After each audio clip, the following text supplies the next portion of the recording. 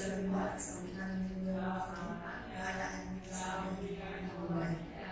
Jadi dari situ kita sampaikan kehadiran Allah Subhanahu Wa Taala sehingga kita bisa masuk diberikan nikmat dan sehat sehingga kita masih bisa berkumpul pada pagi hari ini. Dan saya hormati Ibu Wakil Kepala Sekolah Ibu Fitri dan rekan-rekan guru lainnya. Alhamdulillah sekolah kita sudah ada penggerak Pak Harun dan Fitri di bergerak Angkatan 7. Kali ini saya di sini hanya ingin memberikan penguatan kembali, yaitu mengenai desiminasi budaya positif. Nah, sebelum kita memahami apa itu budaya positif, ada pertanyaan tematik. Cobalah amati lingkungan sekolah kita sendiri. Bagaimana suasana di lingkungan sekolah kita? Bagaimana murid-murid saling berinteraksi? Bagaimana guru saling bertemu sapa? Bagaimana guru menyapa muridnya? Mungkin ada Bapak Ibu? Iya, silakan Fitri. Iya, terima kasih Benji. Kalau menurut saya dari suasana kita, dari suasana murid dan guru-guru dan interaksinya pun baik kalau saya dengan Benji. Kenapa? Kalau kita lihat ya, anak murid kalau ketemu guru salam, terus salim, nyapa juga gitu. Bahkan ke teman-temannya pun saling tegur gitu. Kalau saya sih itu sudah yang baik di sekolah kita. Terima kasih. Kasih tos untuk Fitri. Iya, karena suasana di sekolah kita ini sudah cukup baik ya, juga kondusif, cukup nyaman. Nah, suasana ini adalah suasana atau budaya yang berkembang di sekolah saat ini secara tidak langsung menjadi cermin dari tujuan visi sekolah atau nilai-nilai kesepakatan sekolah, menciptakan lingkungan positif agar terbentuk suatu budaya positif. Jadi kalau lingkungan kita positif, maka nantinya akan terbentuk budaya positif. Materi yang akan saya sampaikan adalah satu itu adalah disiplin positif dan nilai kebajikan universal. Yang kedua teori motivasi hubungan penghargaan dan restitusi. Yang ketiga adalah keyakinan kelas. Yang keempat adalah kebutuhan dasar manusia dan dunia berkualitas. Lima adalah restitusi 5 posisi kontrol. Yang keenam adalah segitiga restitusi. Nah, Bapak Ibu, sebelum kita masuk ke bab budaya positif, mari kita melakukan kegiatan yaitu coba buka. Jadi nanti Bapak Ibu bisa berdua, yaitu di mana Bapak Ibu menuliskan sesuatu yang sangat berharga, lalu temannya mencoba mengambilnya. Ya, sekarang Bapak Ibu berdua boleh, berdua. Iya, pasangan. Sesuatu yang berharga yang nantinya bukan rahasia atau apa. Oke.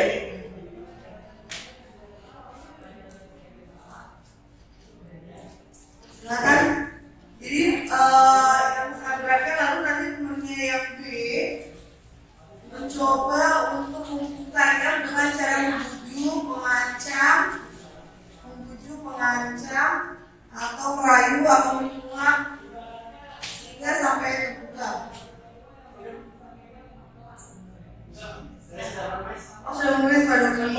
Satu orang aja. Nanti dia yang akan menggaunya. Yang menulis itu adalah sesuatu yang berharga.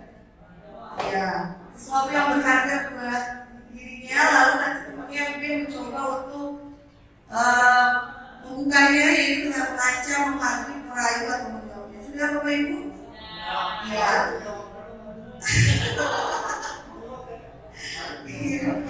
Silakan Bapak Ibu sudah di kepal? Iya. Terus silakan berdiri dulu Bapak Ibu. Semua? Iya, semua silakan berdiri. Lalu silakan yang teman yang tidak ada kertasnya mencoba untuk membukanya. Mungkin dengan cara merayu atau mengancam atau menghakim. Iya, silakan mulai.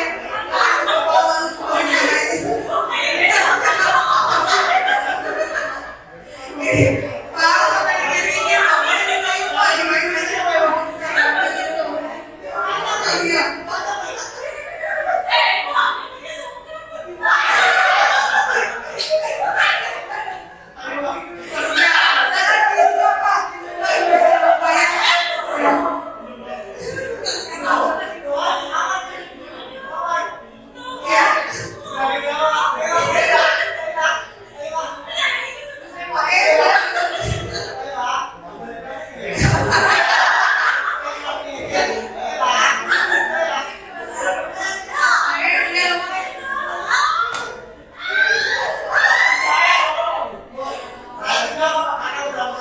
Oke, kita kasih bos kita semua.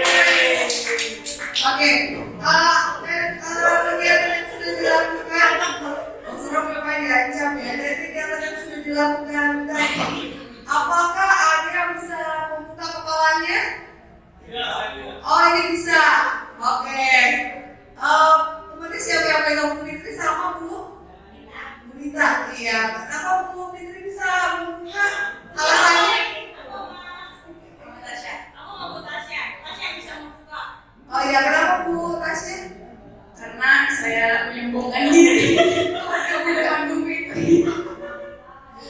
Menyombongkan diri dengan Bu Fitri. Lalu Bu Dita sama Pak siapa? Pak Bowo. Kenapa Pak Bowo bisa membuka kepala Bu Dita? Saya ancam. Iya, kancam. Lalu yang tidak bisa terbuka oleh Pak Arun dan Pak Doni. Ya, mengapa A atau B tetap menutup kepala tangannya? Karena saya mengutarakan isi jawaban saya belum. Speaker ini gimana?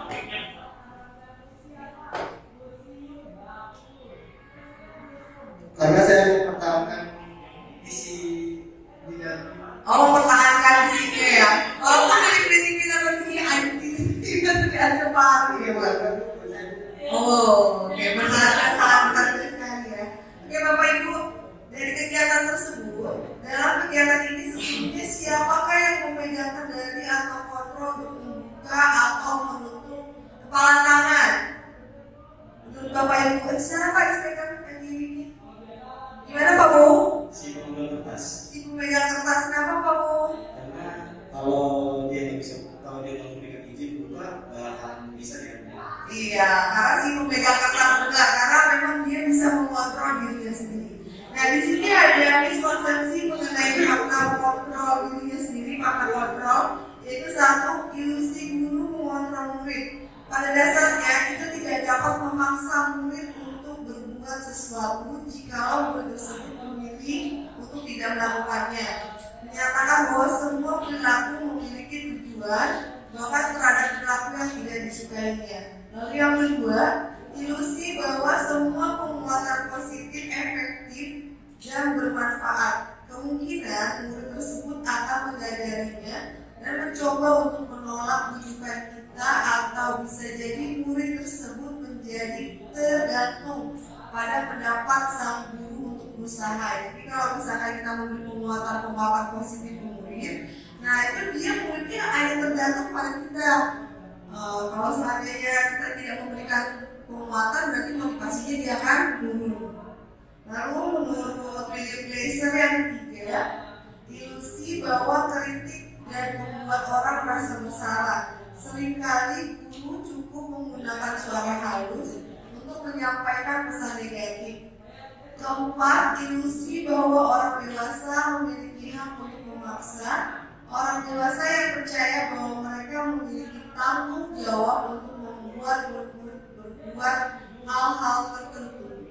Orang dewasa akan menyadari bahwa perilaku memaksa tidak akan efektif untuk jangka waktu yang panjang. Jadi kalau orang dewasa memaksa, kita mengontrol anak dengan cara memaksa, maka perilakunya tidak bersifat panjang. Nah, Bapak Ibu, ini ada paradigma baru, yaitu perubahan paradigma dari stimulus respon menjadi teori kontrol. Nah, stimulus respon ketika mencoba mengubah orang agar dipandang sama dengan kita, itu stimulus respon. Sedangkan teori kontrolnya, kita berusaha memahami pandangan orang lain tentang dunia. Lalu perbedaan lagi yang kedua, kalau stimulus respon perilaku guru dilihat sebagai suatu kesalahan, dan teori kontrol kedua, semua perilaku memiliki tujuan. Yang ketiga, stimulus respon orang lain bisa mengontrol kita, tapi kalau teori kontrol hanya Anda yang bisa mengontrol diri Anda sendiri. Seperti yang tadi ya Bapak Ibu, ketika memegang kepala, ya yang memegang itu bisa mengontrol dirinya sendiri, tidak bisa walaupun diraih. Lalu stimulus respon terakhir, kita mencoba mengubah orang agar berpandangan sama dengan kita. Sedangkan teori kontrol, kita berusaha memahami pandangan orang lain tentang dunia. Nah, selanjutnya saya ingin ada pertanyaan nih Bapak Ibu. Ketika mendengar disiplin, apa yang terbayang di benak Bapak Ibu? Apa sih itu disiplin? Ya, silakan Pak Harun. Disiplin biasanya kalau dengan kata disiplin itu artinya diatur ya, ada peraturan itu baca. Yang terbayang pertama kali ya. Ya, disiplin adalah peraturan. Terima kasih Pak Harun. Selanjutnya mungkin Bapak Ibu yang mau silakan. Oh, Bunita, silakan Bunita. Kalau saya mendengar kata disiplin, tertib sih Bu. Tertib. Oke, terima kasih Bunita. Jadi kalau kata Pak Harun, disiplin itu adalah diatur, mengatur, aturan. Sedangkan Bunita bilang disiplin itu adalah tertib. Ya, mungkin ada Bapak Ibu lagi yang mau menambahkan disiplin? Ya, jadi kalau makna disiplin ini berasal dari bahasa Latin disiplina yang artinya belajar. Disiplin diri membuat orang menggali potensinya menuju sebuah tujuan apa yang dihargai. Namun dalam budaya kita makna kata disiplin telah berubah menjadi sesuatu yang dilakukan seorang pada orang lain untuk mendapatkan kepatuhan. Kecenderungan umum adalah menghubungkan kata disiplin dengan ketidaknyamanan, bukan dengan apa yang kita hargai atau pencapaian suatu tujuan yang mulia. Jadi memang di budaya kita benar ya, mungkin apa Harun bilang ada aturan, ada ketidaknyamanan untuk mendapatkan kepatuhan. Jadi begitu bilang apa tadi? Tertib, ya ada tertib. Ini adalah makna disiplin. Dan menurut Ki Hajar Dewantara, makna disiplin ini di mana ada kemerdekaan, disitulah harus ada disiplin yang kuat. Sungguh pun disiplin itu bersifat sehat, disiplin lain, yaitu kita sendiri yang mewajibkan kita dengan sekeras-kerasnya, tetapi itu sama saja. Sebab jikalau kita tidak cakap melakukan self lain, wajiblah penguasa lain mendisiplinkan diri kita. Dan peraturan demikian itulah harus ada di dalam suasana yang berbeda. Jadi menurut Ki Hajar Dewantara kita harus mempunyai service lain Bapak Ibu. Jika kita tidak punya, maka nanti wajiblah penguasa lain yang akan mendisiplinkan diri kita sendiri. Lalu ini adalah baru kita masuk ke disiplin positif. Sebagai pendidik atau guru, tujuan kita adalah menciptakan anak-anak yang memiliki disiplin diri sehingga mereka bisa berperilaku dengan mengacu pada nilai-nilai kebajikan universal dan memiliki motivasi intrinsik, bukan motivasi ekstrinsik. Ketika murid-murid kita telah memiliki motivasi intrinsik, maka akan berjangka panjang. Motivasi yang tidak akan terpengaruh adanya hukuman atau hadiah. Jadi kalau anak-anak sudah mempunyai motivasi intrinsik, ketika dia mempunyai budaya positif seperti mengantri, ketika dikasih sogokan untuk keluar dari antrian atau ketika dia disuruh mundur, kan itu berarti sudah tidak mau ya, karena memang sudah memiliki motivasi intrinsik dalam dirinya. Mulia dari penerapan disiplin positif adalah agar terbentuk murid-murid yang berkarakter, berdisiplin, santun, jujur, peduli, bertanggung jawab, dan merupakan pembelajar sepanjang hayat sesuai dengan standar kompetensi lulusan yang diharapkan. Jadi standar kompetensi SKF kita ini adalah yang umur ini memang tujuannya ini untuk membentuk karakter dari peserta didik. Adapun nilai-nilai kebajikan adalah sifat-sifat positif manusia yang merupakan tujuan mulia yang ingin dicapai setiap individu. Nilai-nilai tersebut bersifat universal dan lintas bahasa, suku bangsa, agama maupun latar belakang. Setiap perilaku perbuatan memiliki suatu tujuan. Ini menurut Dr. William Glasser. Dengan mengaitkan nilai-nilai kebajikan yang diyakini seseorang, maka motivasi intrinsiknya akan terbangun. Jadi motivasi dirinya akan terbangun jika dia memang meyakini nilai-nilai kebajikan tersebut, sehingga menggerakkan motivasi dari dalam untuk mencapai tujuan mulia. Ini menurut William Glasser. Nah, nilai-nilai kebajikan yang ingin dicapai oleh setiap anak Indonesia kita kenal dengan profil belajar Pancasila. Ada berapa Bapak Ibu produk belajar Pancasila? Iya, ada 6. Apa aja pertama Bu Fitri? Oke, yang pertama adalah beriman, bertakwa kepada Tuhan Yang Maha Esa dan berakhlak mulia. Yang kedua itu ada mandiri. Yang ketiga bernalar kritis. Yang keempat kreatif, bergotong royong, dan terakhir adalah berkebinekaan. Iya, terima kasih Bu Fitri. Jadi ada 6 Bapak Ibu. Untuk ini apa nilai kebajikan yang harus dicapai oleh pelajar Indonesia. Sana sini Bapak Ibu ada yang ingin ditanyakan?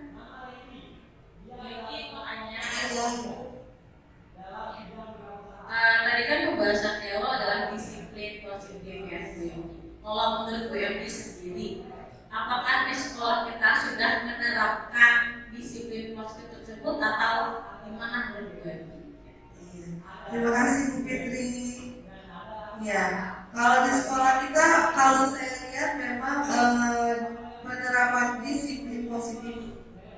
Ya, disiplin positifnya ini adalah belum terlihat ya, karena kan ada motivasi intrinsik. Kalau anak-anak kan sekarang disiplin karena ada hukuman, ada karena ada peraturan.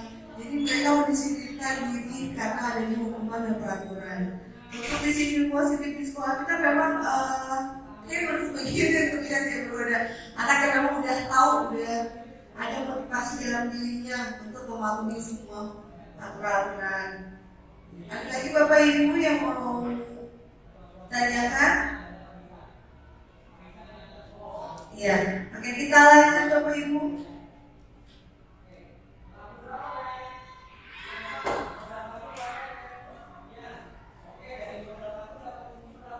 Ya, selanjutnya kita masuk ke berikutnya, yaitu mengenai teori motivasi hukuman dan penghargaan serta restitusi.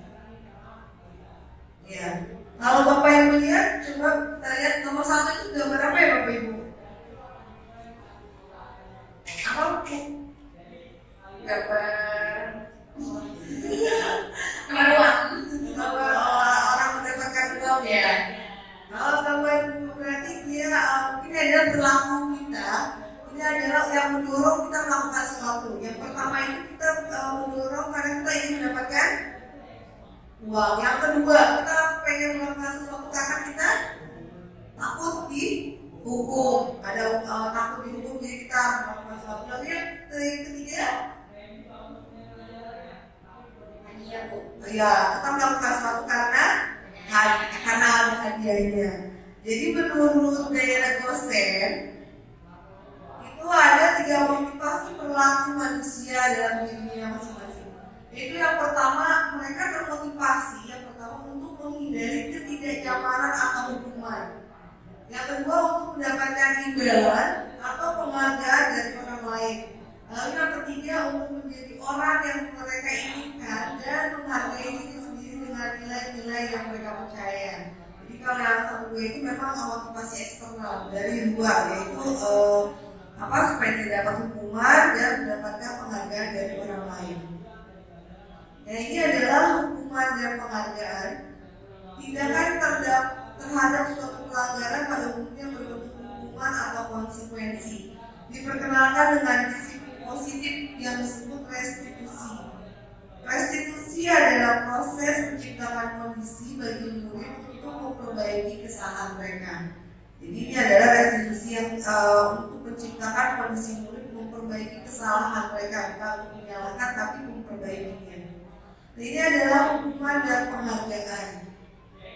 Menurut Alvicor, dalam Partnership by Report dan wawancara ASCD Annual Conference Maret 1995 mengemukakan bahwa penghargaan maupun hukuman adalah cara-cara mengontrol perilaku seseorang yang menghancurkan potensi untuk pembelajaran yang sesungguhnya. Menurut Kohn, secara ideal tindakan belajar itu sendiri adalah penghargaan yang sesungguhnya. Jadi Bapak Ibu kalau dulu kita kan suka mengenal reward and punishment. Tapi menurut Kohn ini ternyata reward dan punishment adalah dapat menghancurkan potensi untuk pembelajaran yang sesungguhnya. Kalau kita lihat ini adalah perbedaan antara hukuman dan konsekuensi. hukuman ini adalah tiba-tiba. Yang kedua, tidak tahu apa yang akan terjadi. Murid jadi tidak tahu apa yang akan terjadi. Ketika murid datang telat ke sekolah, dia disuruh lari lapangan 3 kali. Itu dia tiba-tiba. Jadi murid itu tidak tahu apa yang terjadi. Murid tidak dilibatkan, bersifat satu arah, hanya dari pihak guru aja yang memberikan hukuman. Lalu murid disakiti, murid hanya menerima suatu hukuman tanpa melalui suatu kesepakatan atau pengarahan dari pihak guru, baik sebelum atau sesudahnya. Sedangkan konsekuensi adalah sudah terencana, sudah disepakati antara guru dan murid, lalu sudah dibahas, disetujui oleh murid dan guru. Murid merasa tidak nyaman, murid sudah mengetahuinya. Jadi ini adalah perbedaan antara hukuman dan konsekuensi. Sedangkan menurut restitusi, restitusinya adalah proses menciptakan kondisi bagi murid untuk memperbaiki kesalahan mereka, sehingga mereka bisa kembali pada kelompok mereka dengan karakter yang lebih kuat. Jadi kalau misalkan anak kita dihukumkan, biasanya dia kembali lagi menjadi leader ya Bapak Ibu ya. Nah, kalau di restitusi ini memang diciptakan kondisi untuk guru untuk memperbaiki kesalahannya. Jadi dia kembali lagi kelompok memiliki karakter yang lebih kuat. Restitusi juga merupakan proses kolaboratif yang mengajarkan murid untuk mencari solusi untuk masalah mereka dan membantu murid berpikir tentang orang seperti apa yang mereka inginkan dan bagaimana mereka harus memperlakukan orang lainnya menurut daya dosen. Kalau kita lihat di Bapak Ibu, di sini ada tabel yang membedakan antara hukuman, konsekuensi, dan restitusi. Hukuman ini adalah sesuatu yang menyakitkan yang harus terjadi, sedangkan konsekuensi adalah sesuatu harus terjadi. Sedangkan restitusi merupakan pilihan. Yang kedua, hukuman tidak nyaman untuk murid, anak untuk jangka waktu yang panjang. Sedangkan konsekuensi tidak nyaman untuk murid pada jangka waktu yang pendek. Restitusi ini menguatkan anak atau murid dalam jangka waktu yang panjang. Yang ketiga, korban mendapatkan keadilan. Sedangkan konsekuensi, korban bisa diabaikan. Restitusi, korban mendapatkan ganti. Yang keempat adalah murid atau anak akan tersakiti. Konsekuensi, murid anak tidak nyaman. Restitusi, murid atau anak mendapatkan penguatan. Yang kelima, hukuman perilaku pasif agresif meningkat. Konsekuensi, penguatan hanya bertahan dalam jangka waktu pendek. Restitusi, masalah terpecahkan. Keenam, hukuman sistem tidak akan berjalan bila murid tidak takut. Konsekuensi memerlukan monitoring dan supervisi terus-menerus dari guru. Sedangkan restitusi, murid belajar bertanggung jawab untuk perilakunya. Yang ketujuh, hukuman berlaku hanya pada sebuah institusi, tidak berlanjut kehidupan nyatanya. Karena memang hukuman itu hanya jangka pendek ya Bapak Ibu. Sedangkan konsekuensi membantu penerapan peraturan dalam masyarakat. Restitusi fokus pada pemecahan masalah jangka waktu panjang. Hukuman, peraturan adalah ada kata-kata gurunya. Kamu harus ya, nah itu berarti kategorinya hukuman. Sedangkan konsekuensi biasanya ada perkataan guru. Apa peraturannya? Nah, mampukah kamu melakukannya? Terima kasih. Berarti perkataan guru yang menunjukkan konsekuensi. Sedangkan perkataan guru yang menunjukkan restitusi, apa yang kamu yakini? Apa bisa kamu lakukan untuk memperbaiki masalah ini? Hukuman yang terakhir adalah murid atau anak membenci peraturan. Sedangkan konsekuensi, murid atau anak menghormati peraturan. Restitusi, murid atau anak menghormati dirinya dan orang lain. Ini adalah 9 ciri-ciri restitusi. Oke, bagi saya jadi ini kita mau klarifikasi aja yang sebelumnya Bu. Ya. Di bagian di bagian nomor 3 ya. Kayaknya ketika hukuman itu korban mendapatkan ketukar deh kalau menurut saya ya.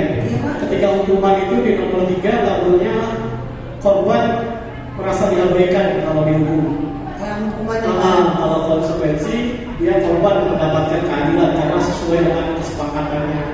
Kalau restitusi korban mendapatkan ya kurang lebih ganti. Mungkin ketukar aja sih kalau menurut saya. ya, baik Pak, terima kasih, nanti saya perbaiki. Iya. Ya Bapak Ibu, ada tanggapannya yang lain?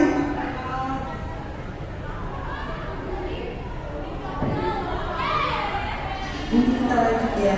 Ada 9 ciri-ciri restitusi. Yang satu, bukan untuk menebus kesalahan, namun untuk belajar dari kesalahan. Yang kedua, memperbaiki hubungan. Yang ketiga, tawaran bukan paksaan. Yang keempat, restitusi menuntun untuk melihat ke dalam diri. Yang kelima, restitusi mencari kebutuhan dasar yang berdasarkan tindakan anak peserta didik. Yang keenam, restitusi tidak ada cara yang paling baik. Yang ketujuh adalah restitusi fokus pada karakter dan bukan pada tindakan. Yang kedelapan, restitusi fokus pada solusi.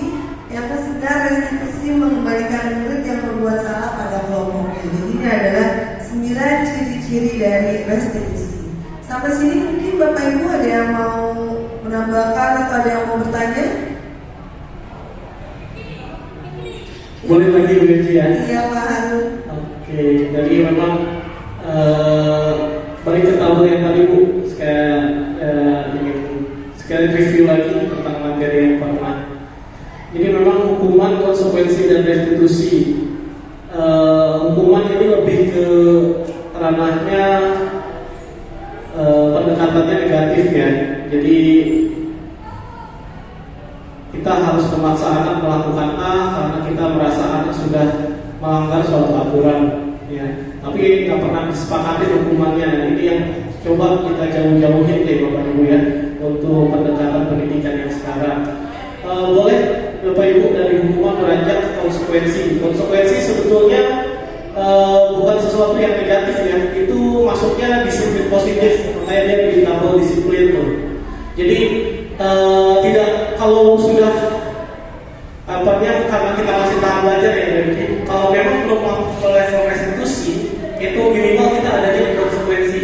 Jangan sampai kita ada di melakukan atau masih bermain dalam taraf hukuman, di mana hukuman dari tabel yang dipaparin itu dampaknya ya mohon maaf, nauzubillah, kasihan banget anaknya ya, murid terasa tersakiti, agresif ke muridnya, ketidakadilan muncul, kamu harus melakukan atas dasar intimidasi dan seterusnya. Nah, ini yang harus kita mulai hilangkan. Kembali lagi ke teori Diana Gosen yang menyatakan jangan sampai orang mentang-mentang kita orang dewasa ya, kita punya kontrol sama anak tapi kontrolnya membabi buta. Nah, ini yang coba mulai ditinggalkan.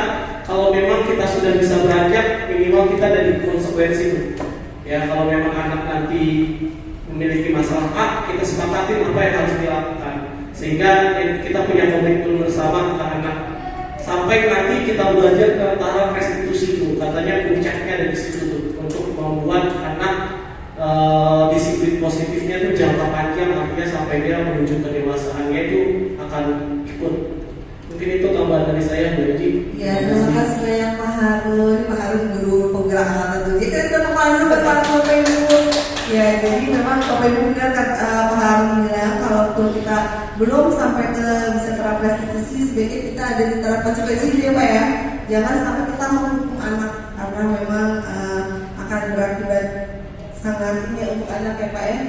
Lanjut kita breaking dulu Bapak Ibu. Ya, bisa berdiri semua Bapak Ibu. Iya, Bapak Ibu. Iya, Bapak Ibu, ketika saya ngajak tangan kanan ke atas, coba Bapak Ibu tepuk sekali.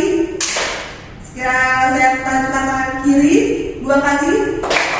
Kalau saya bersedekap, ini berarti 3 kali tepukan. Tapi kalau saya angkat dua-duanya, Bapak Ibu bersedekap. Oke, Bapak Ibu sudah siap? Siap. Oke, kita coba ya. Ya, kalau saya angkat tangan.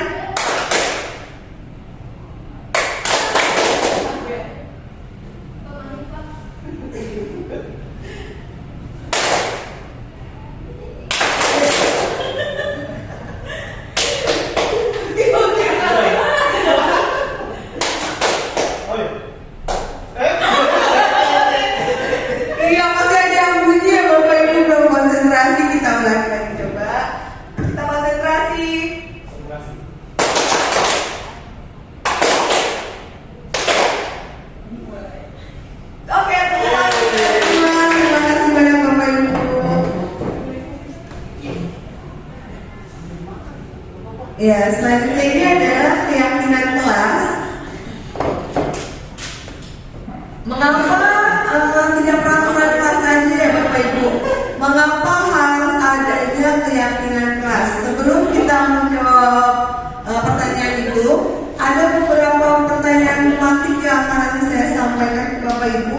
Yang pertama adalah mengapa kita memiliki peraturan harus menggunakan helm bila mengendarai kendaraan roda 2. Mungkin ada Bapak Ibu yang tahu. Lalu yang kedua, mengapa kita memiliki peraturan tentang penggunaan masker dan mencuci tangan setiap saat. Ya mungkin Bapak Ibu bisa tahu kenapa kita harus pakai helm, Pak Doni mungkin?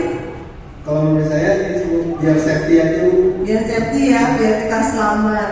Lalu yang kedua, mengapa kita memiliki peraturan penggunaan masker dan mencuci tangan setiap saat? Mungkin Bapak Ibu ada yang tahu kenapa kita harus mencuci tangan sebelum makan? Ya, Pak Bowo? Ada berita dari kuman yang masuk mulut. Iya, agar terhindar dari kuman yang masuk ke mulut. Biar sehat ya Pak. Iya. Nah itu adalah nilai kebajikan yang kita punyai, sehingga kita dapat meyakinkan bahwa nilai kebajikan tersebut adalah merupakan motivasi intrinsik dari dalam diri kita sendiri. Jadi kita bisa menerapkannya. Jadi kita bisa menerapkan menggunakan helm, mengendarai roda 2 tanpa ada polisi atau tidak ada polisi. Jadi ada polisi atau tidak ada polisi. Jika kita mempunyai keyakinan untuk safety yang tadi Pak Doni bilang atau keselamatan, kita tetap menggunakannya ada atau tidak ada polisi. Lalu untuk cuci tangan sebelum makan, nah ini tadi Pak Bowo bilang supaya kuman tidak masuk ke mulut. Berarti untuk menjaga kesehatan kita, jadi kita itu mempunyai nilai-nilai kebajikan. Nah makanya kenapa adanya keyakinan kelas dan bukan adanya peraturan kelas. Keyakinan kelas untuk pendukung motivasi intrinsik kembali ke nilai-nilai keyakinan-keyakinan lebih menggerakkan seseorang dibandingkan mengikuti serangkaian peraturan-peraturan. Jadi Bapak Ibu, keyakinan kelas ini adalah mendukung motivasi intrinsik si peserta didik. Jadi udah ada keyakinannya untuk lebih menggerakkan seorang dibandingkan dengan dia mengikuti peraturan-peraturan yang dibuat oleh Bapak Ibu guru. Ini adalah saya punya contohnya. Yang manakah yang merupakan keyakinan kelas? Jadi keyakinan kelas juga harus menuliskan kalimat-kalimat yang positif. Jadi sebelah kiri ada sebelah kanan. Jadi yang sebelah kirinya adalah kesepakatan kelas di salah satu sekolah, yaitu menyatakan datang tepat waktu mengucapkan salam. Yang kedua menjaga kebersihan sekolah. Yang ketiga berdoa sebelum dan sesudah kegiatan. Yang keempat aktif dalam pembelajaran. Yang kelima tertib. Sedangkan yang kesepakatan kelas sebelah kanan ini adalah kami guru dan murid yang saling menyayangi. Kami murid yang semangat belajar. Kami murid yang peduli dengan teman-teman. Jadi menurut Bapak Ibu, ada kiri dan kanan Bapak Ibu, yang manakah yang merupakan keyakinan kelas dan mengapa?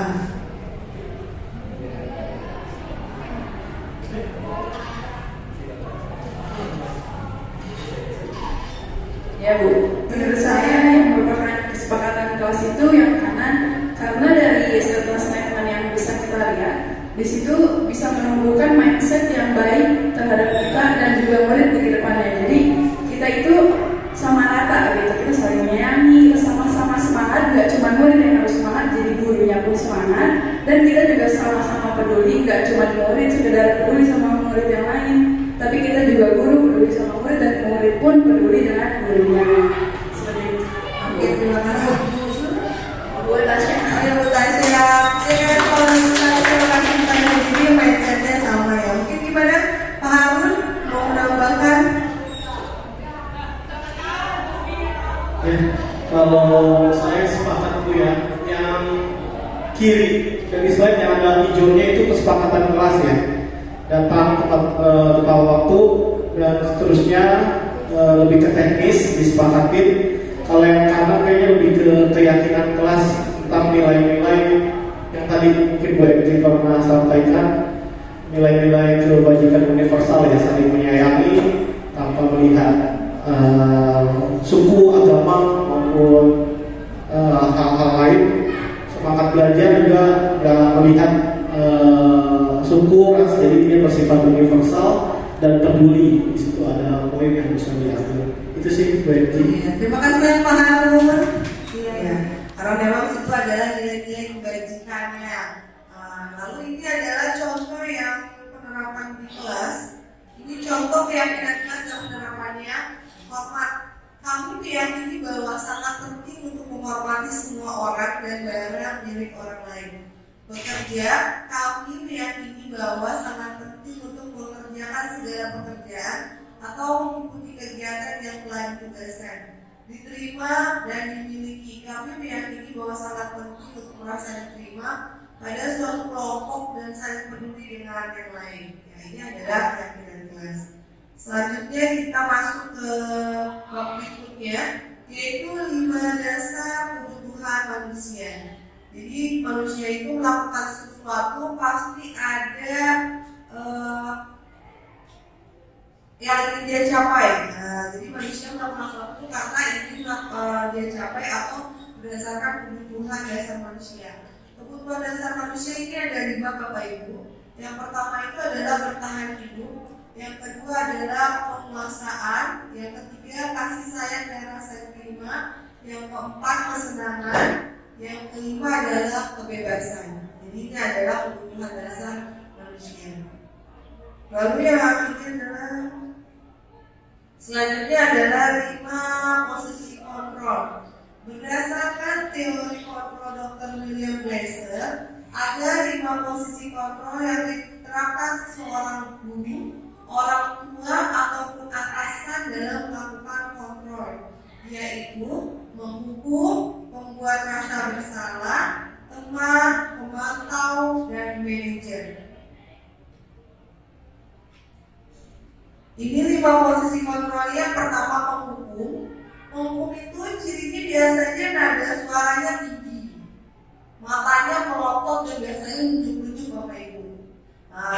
Perkataan yang dikatakan guru seperti ini, patuhi aturan saya, atau awas ya nak, nanti kamu dihukum. Itu biasanya penghukum. Lalu atau guru yang begini, kamu selalu saja salah.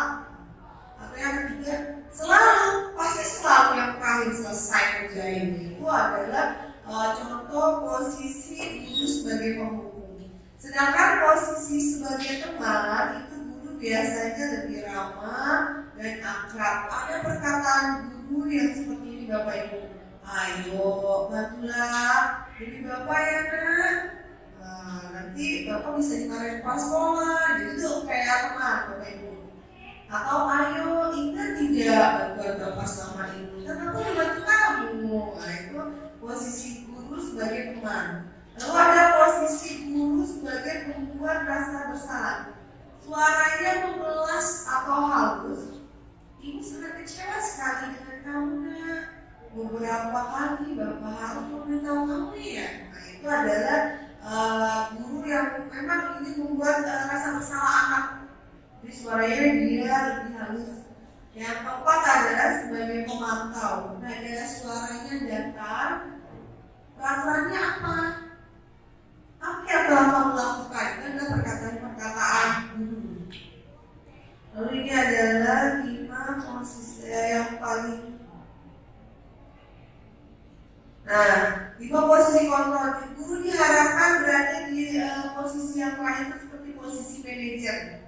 Manajer adalah posisi di mana guru berbuat sesuatu bersama dengan murid, mempersilakan murid mempertanggungjawabkan perilakunya, mendukung murid agar dapat menemukan solusi atas permasalahannya sendiri. Di manajer, murid diajak untuk menganalisis kebutuhan dirinya maupun kebutuhan orang lain. Di sini penekanan bukan pada kemampuan membuat konsekuensi, namun dapat berkolaborasi dengan murid bagaimana memperbaiki kesalahannya. Jadi memang guru diharapkan berada di posisi manajer, dia dapat mampu membuat konsekuensi di sini dan bukan untuk menyalahkan anak ya, tidak menemukan solusi atas permasalahan yang terjadi. Ini ada contoh kasus manajer. Guru, tadi apakah kamu mengetahui ini contohnya ya Bapak Ibu ya. Contoh kasusnya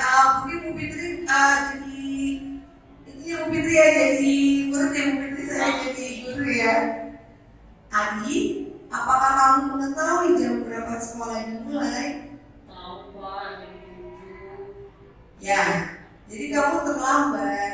Kira-kira bagaimana kamu akan memperbaiki masalah ini? Saya bisa menanyakan teman saya Pak, biar tugas yang tertinggal Pak. Baik, itu bisa dilakukan. Apakah besok akan ada masalah untuk kamu agar bisa hadir tepat waktu ke sekolah? Udah Pak, saya bisa hadir tepat waktu kok Pak.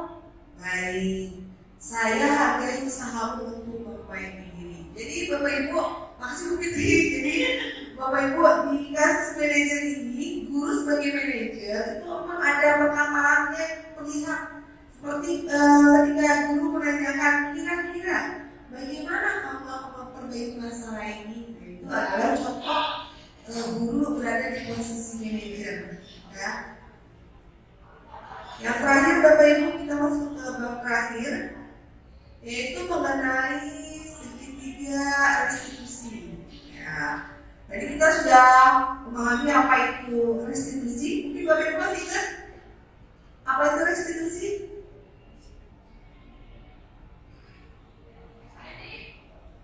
Ya.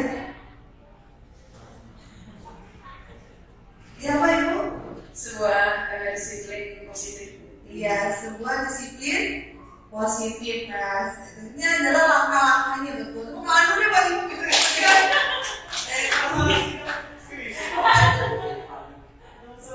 Iya, oke, kita benar itu adalah penerapan disiplin positif. Nah, ini langkah-langkah. Iya, Bapak Ibu, ini adalah langkah-langkahnya segitiga restitusi. Yang pertama adalah menstabilkan identitas, di mana guru biasanya berkata seperti orang bahwa setiap orang pasti pernah melakukan kesalahan. Yang paling bawah Bapak Ibu, ini adalah perkataan-perkataannya. Lalu yang kedua adalah langkah yang keduanya adalah validasi kebutuhan, di mana langkah-langkahnya adalah kamu tentu punya alasan mengapa itu, ada cara yang lebih efektif mendapatkan apa yang kamu butuhkan. Lalu yang ketiga adalah langkahnya yaitu menyatakan keyakinan. Nah, itu perkataan gurunya. Terus saya akan menjabarkannya.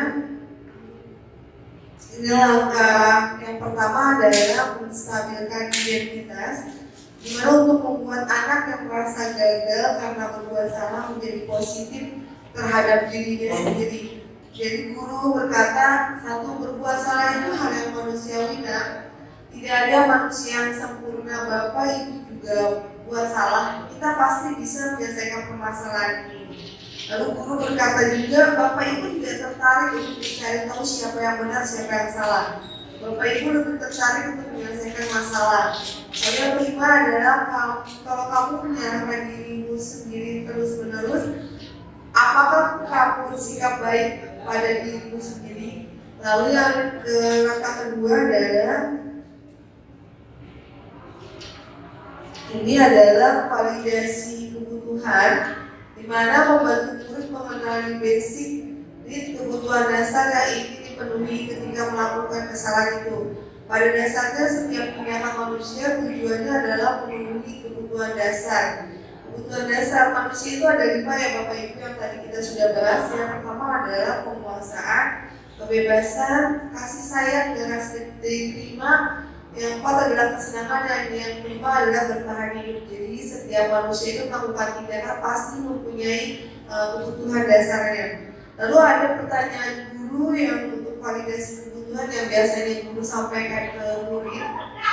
Kamu bisa saja kan melakukan hal yang lebih buruk, tapi kamu tidak melakukannya kan? Kamu pasti punya alasan mengapa melakukannya. Apa yang penting bagi kamu, nak? Kamu boleh tetap berusaha menjaga sikap itu, tapi tambahkan sikap yang lain yang baru. Maukah kamu belajar cara lain untuk mendapatkan yang kamu butuhkan? Nah, ini adalah contoh dari validasi kebutuhan. Dan yang langkah yang terakhir itu adalah menanyakan keyakinan.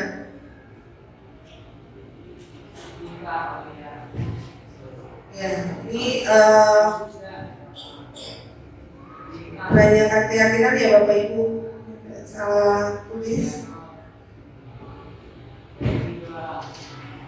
Ini adalah yang terakhir menanyakan keyakinan.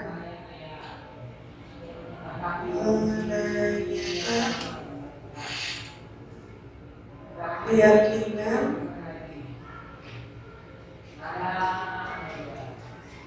ini adalah langkah terakhir dalam restitusi, yaitu menanyakan keyakinan anak melihat kesalahannya dihubungkan dengan norma sosial dan nilai-nilai kebajikan yang mendasari manusia berinteraksi dengan orang lain.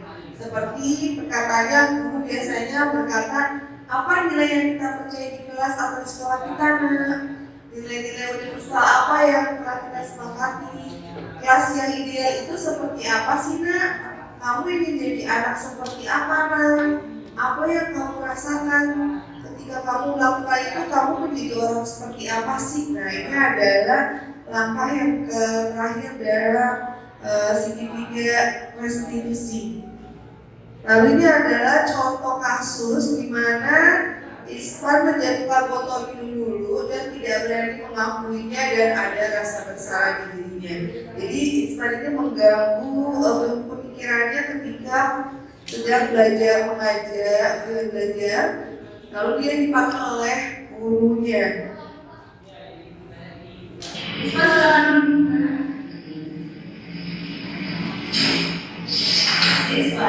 ketika jam pelajaran itu tadi, kenapa kamu diam saja dan kamu bersama sebelumnya?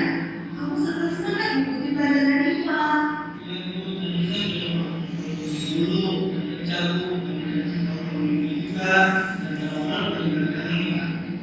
Itu masalahnya bukan kamu belajar tidak selama ini. Berbuat sama itu tidak apa-apa, karena manusia ada yang sempurna. Ibu juga pernah menjatuhkan dan menipu. Kamu pasti punya alasan, kenapa sampai botol minum jatuh?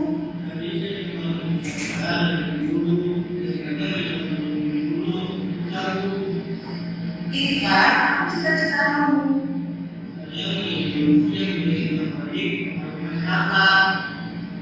Dan yang bilang apa yang harus dimiliki seorang polisi?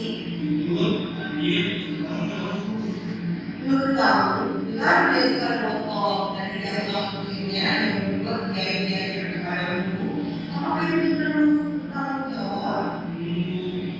Apa yang akan kamu lakukan untuk memperbaiki masalah ini?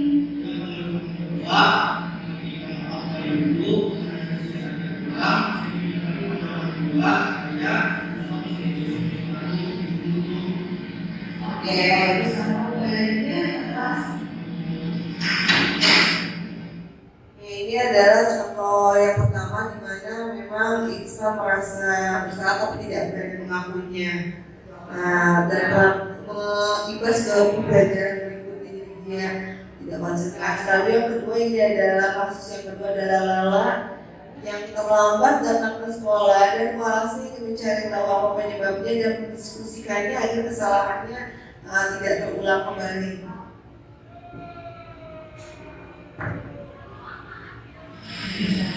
Tadi-tadi mereka laporan dan pikir kalau lama ada keluar. Kenapa kok bisa datang keluar? Saya kesiangan bu, punya malam. Wajar, semua orang juga bilang melakukan itu ibu harus malam. Kalau ibu boleh tahu, alasan apa yang membuat Lala hidup terlalu malam? Saya salah ibu, saya mencegah dan sampai Lala, kalau Lala bertemu sama Lala, kira-kira keyakinan kelas apa yang Lala lakukan? Di sini kan penting nggak buat Lala? Tahu di sini itu penting buat Lala.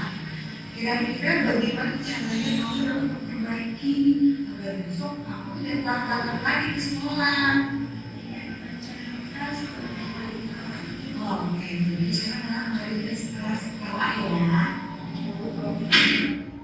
Jadi ini adalah contoh kedua Bapak Ibu di mana Lala datang terlambat. Berarti kita udah di ujung akhir dari materi ini. Berarti sudah semuanya Bapak Ibu sudah enam-enamnya. Mungkin ada refleksi. Nah yang terakhir adalah sesi terakhir refleksi dan diskusi. Mungkin Bapak Ibu bisa menyampaikan. Silakan Bu Fitri.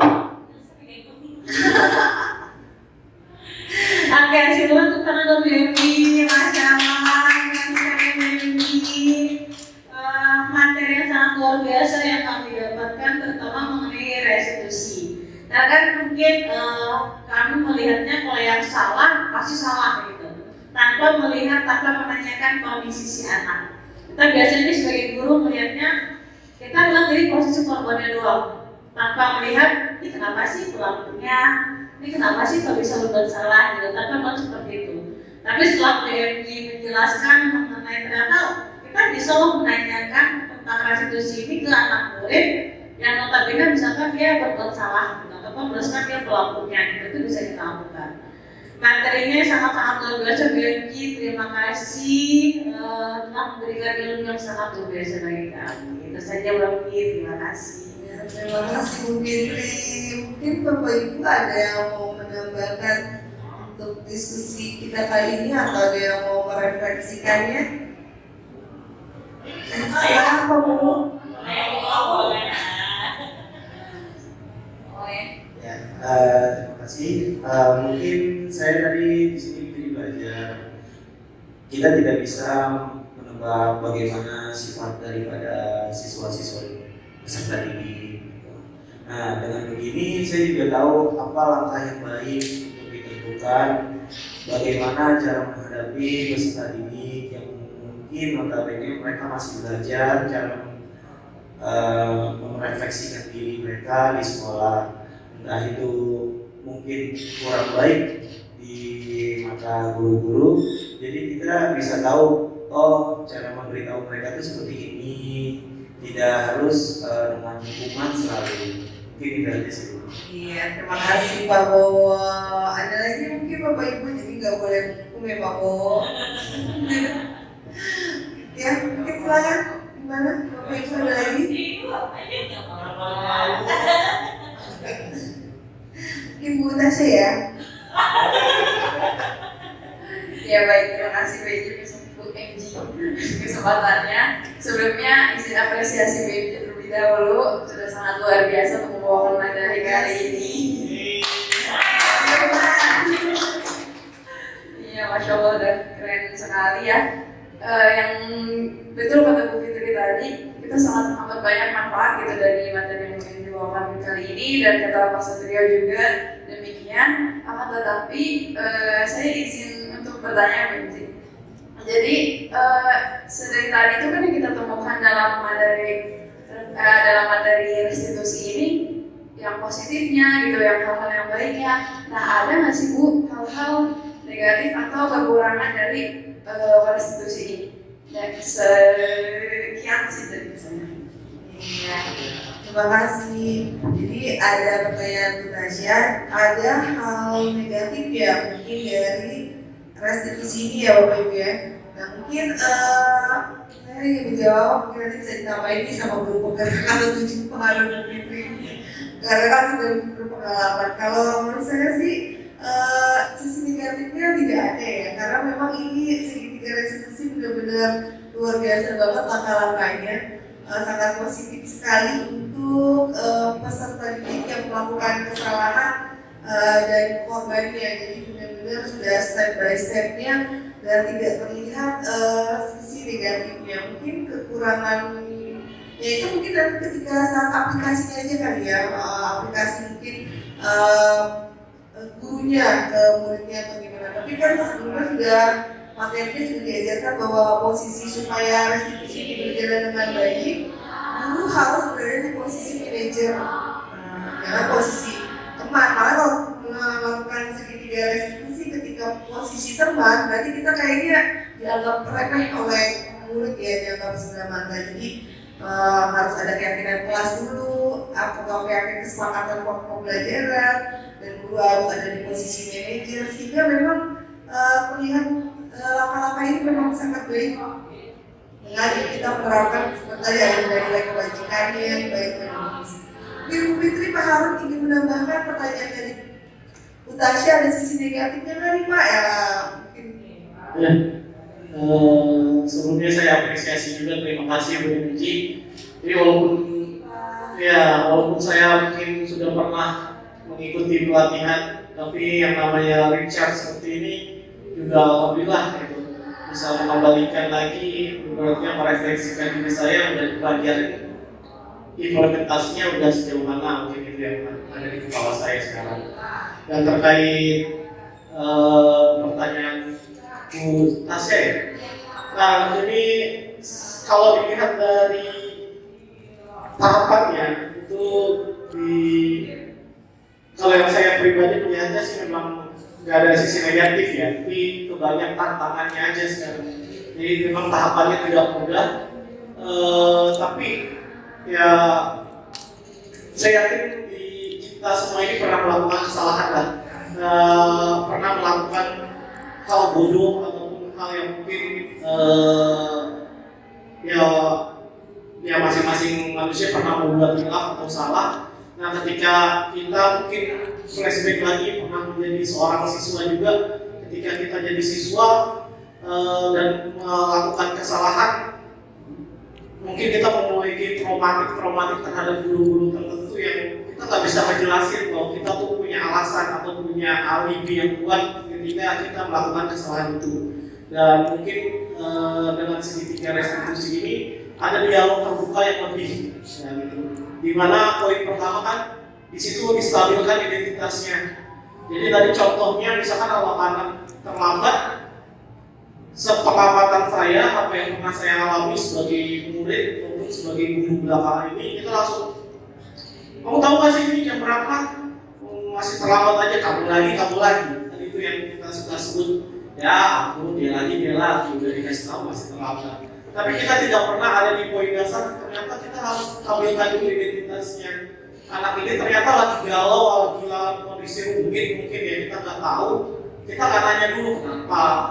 Yang saya suka waktu mendapat materi ini, salah satu rekan ataupun teman diskusi saya bilang, ini anak ataupun manusia ketika melaksanakan atau melakukan kesalahan itu ibarat soda yang dikocok-kocok di dalam suatu botol.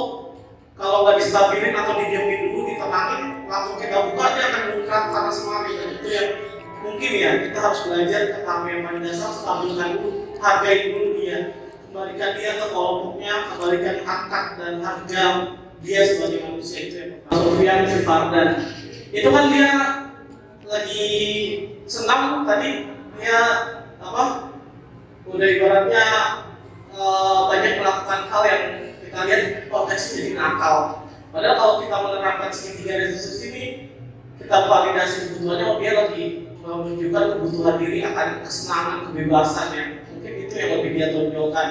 Nah, itu yang mungkin kita lihat yang harus kita cermati ya sebagai guru sekarang. Dan di segitiga restitusi ini yang saya ambil ya, saya sering memvalidasi, kamu salah, nggak boleh begitu. Nah di sini yang ngomong salah tuh harus anaknya sekarang, nggak boleh salah itu terucap dari diri gurunya.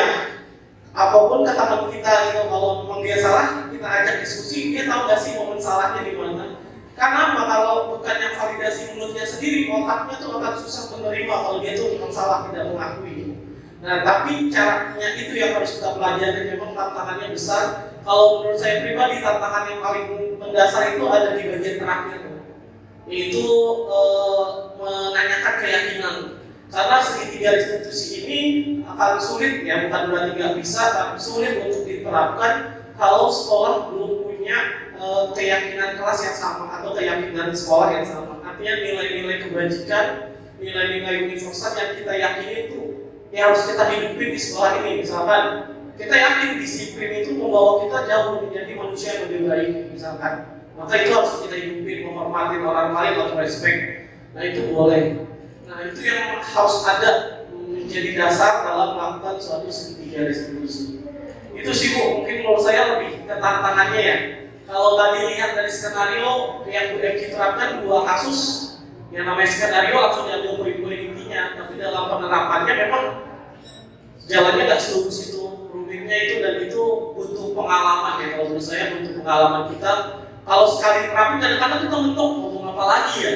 Tapi kalau kita udah sering melakukan, sudah mencoba, kita punya lagi selatnya, oh kalau anak ngomong ini arahnya ke sini ya. Jangan sampai kita kembali lagi hukum lagi. Itu sih Bu MG. Kalau menurut saya udah terima kasih kepada Bu MG atas pemaparannya luar biasa ya, sering-sering berbagi ilmu CGPG kita. Terima kasih. Assalamualaikum warahmatullahi wabarakatuh. Terima kasih Pak Harun. Ada lagi yang mau menambahkan Bapak Ibu? Oh ya, kita cukup ya Bapak Ibu, mudah-mudahan ilmunya bermanfaat kita semua dan dapat diaplikasikan ya Bapak Ibu. Jadi sekian diskusi kita kali ini. Saya mau membaca Alhamdulillah. Assalamualaikum warahmatullahi wabarakatuh.